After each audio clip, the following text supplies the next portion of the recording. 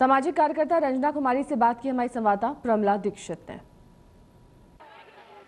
16 दिसंबर के ठीक 4 महीने बाद एक बार फिर जनता, स्वयंसेवी संगठन, राजनीतिक संगठन और पुलिस आमने सामने है। एक तरफ बैरिकेडिंग के उस पार पुलिसकर्मी हैं जो अपने लिए पूरी सुरक्षा चाक चौबंद किए हुए हैं। दूसरी तरफ यहाँ पर आम आदमी पार्टी के कार्यकर्ता हैं, दिल्ली यूनिवर्सिटी से लोग हैं, जेएनयू के छात्र संगठन है और सवाल वही है कि आखिर दिल्ली में महिलाएं महफूज कब तक नहीं रहेंगी। हमारे साथ रंजना जी है। रंजना जी, फिर वही तस्वीर सामने है, कब बदलेगा ये सब? नहीं, बिल्कुल बिल्कुल ये सब कुछ बदलना ही पड़ेगा। पुलिस जिस तरह की हरकत कर रही है हमें बिल्कुल बर्दाश्त नहीं है और साथ साथ में समाज में जो मानव की जगह दानव बन रहे हैं लोग, 5 साल की बच्ची को भी नहीं छोड़ रहे हैं, ये हमें बिल्कुल बर्दाश्त नहीं। बदलना चाहिए, दुखद है, शर्मनाक है, ये बात सब करते हैं, लेकिन कैसे बदलेगा? इसका बदलेगा, इसको बदलना पड़ेगा। पुलिस को कोई हक नहीं है कि लोकतांत्रिक देश में जो लोग प्रोटेस्ट कर रहे हैं उनको ऊपर हाथ उठाने का पुलिस को कोई हक नहीं है। बिल्कुल सरासर अन्याय हुआ है और इस अन्याय के लिए जो लोगों ने भी इस तरह का अन्याय किया उन लोगों के खिलाफ एफआईआर होनी चाहिए। फंड बना देने से, निर्भया फंड बना देने से, 1 महीने में पुलिस को सड़क पर उतार देने से और फिर 4 महीने बाद वही वापस सब कुछ हो जाने से तो ये सब कुछ ड्रामा है। खाली फंड बनाने से औरत की स्थिति नहीं बदलेगी। निश्चित तौर पर औरत की स्थिति को बदलने के लिए पूरी शासन व्यवस्था को बदलना होगा। पुलिस के अंदर हर तरह का संवेदनहीनता है। आपने देखा किसने हक दिया है पुलिस को महिला को थप्पड़ मारने का? किसने हक दिया है? और इस तरह की हरकत करने वाले पुलिस अफसर का सस्पेंशन काफी नहीं है, तो उसको पूरी तरह से एफआईआर करके उसको जेल भेजा जाए। हम ये पुलिस कर्मियों को ड्रामा कहते हैं तो वो लोग आरोप लगाते हैं कि यहाँ पर महिलाएं ड्रामा कर रही, लिपस्टिक लगा के तैयार होकर आ जाती हैं धरना प्रदर्शन करने के लिए। देखिए, वो तो उनकी अपनी मानसिकता है जिसमें वो हर बात के लिए महिलाओं को ही दोष देते हैं। कुछ भी होता है उसके लिए महिलाओं को ही दोष देते, पकड़ो, महिलाओं को ही दोष देते हैं। अपने आप में कपड़े खराब पहनी है, रात के वक्त अकेली है, जैसे कि हम कहते हैं कि आओ हमारा रेप करो।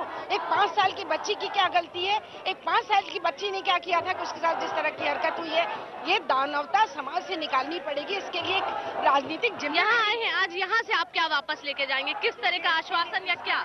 देखिए, यहाँ आकर के हम लोग ये कहना चाहते हैं कि जो पुलिस अधिकारी जिम्मेदार हैं उनके खिलाफ एफआईआर होनी चाहिए। सस्पेंशन करने से काम चलने वाला नहीं है और पुलिस कमिश्नर इसकी पूरी जिम्मेदारी ले, होम मिनिस्टर इसकी जिम्मेदारी ले।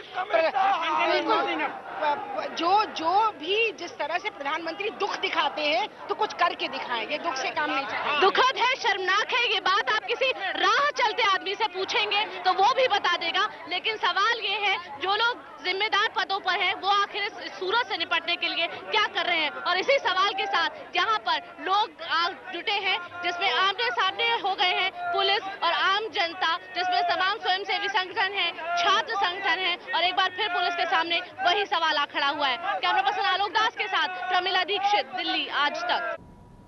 और प्रमिला लगातार इस खबर पर नजर बनाए हुए हैं। आईटीओ में इस वक्त क्या हालात है? वहां पर भी प्रदर्शन चल रहा है, जाम की स्थिति वहां पर बन गई है। क्या कुछ देखा प्रमिला ने? आइए देखते हैं।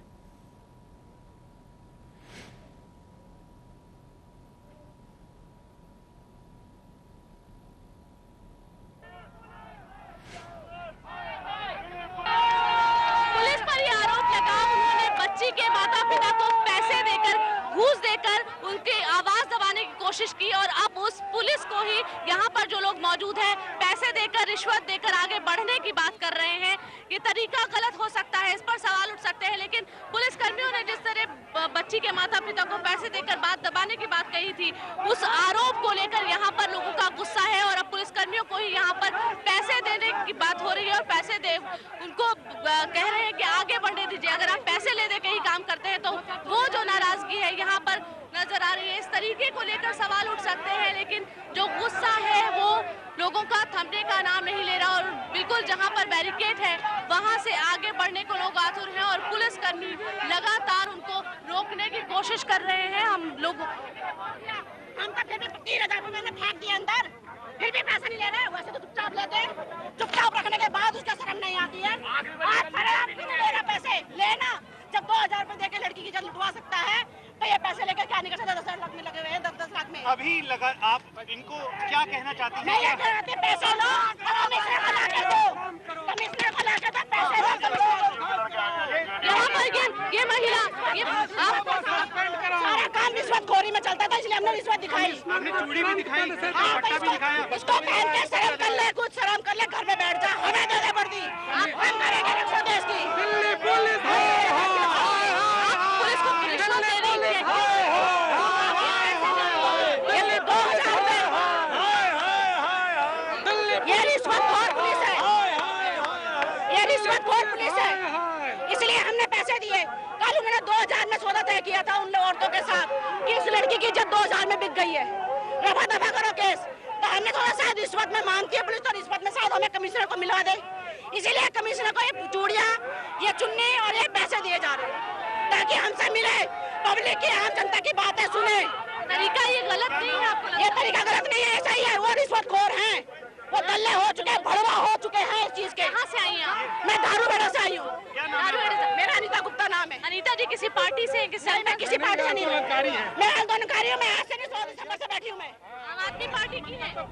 और सुप्रीतिम बैनर्जी हमारे संवाददाता इस वक्त हमारे साथ जुड़ रहे हैं। सुप्रीतिम, कई ऐसी बातें हैं जिस पर आपसे हम जानकारी लेना चाहेंगे। पहली बात तो वो जो गृह मंत्रालय ने रिपोर्ट तलब की है जिसमें तमाम तरीके से दिल्ली पुलिस कमिश्नर को जवाब देना है कि क्या कुछ कार्रवाई अब तक की गई है। वहीं दूसरी बात आपसे ये जानना चाहेंगे, जो मनोज के साथ एक और आरोपी की आशंका से पुलिस इनकार नहीं कर रही है, उसके बारे में अभी तक क्या कुछ जानकारी मिल पाई है? अभी तक